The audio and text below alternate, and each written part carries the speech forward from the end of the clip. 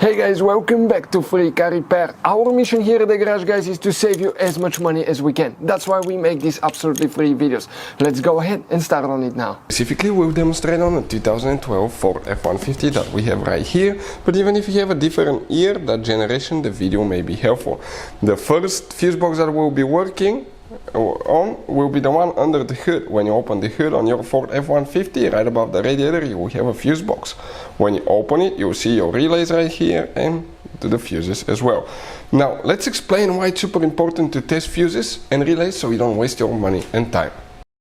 So let me explain why it's super important, guys, to test fuses. Fuses, not often you can see if they're burnt or they're good. Sometimes they may seem perfectly fine, you think it's a good fuse, you put it back in and you end up spending money and time on parts and problems that do not exist, guys, when all you had to do, test your fuse, find out it's bad, replace it, fix your problem. So we will have a video how to test a fuse, okay, different kinds of fuses, and how to test relays, guys. We're going to put the link in the description of the video below specifically to that video. Please check it out.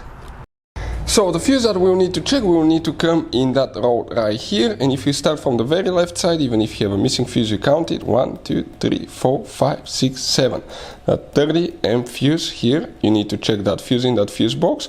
If you need to buy cheap fuses at a good price, guys, and quick shipping, check out the link in the description of the video below. Fuses, relays, they could be really expensive at the parts store, but you can get them at a good price.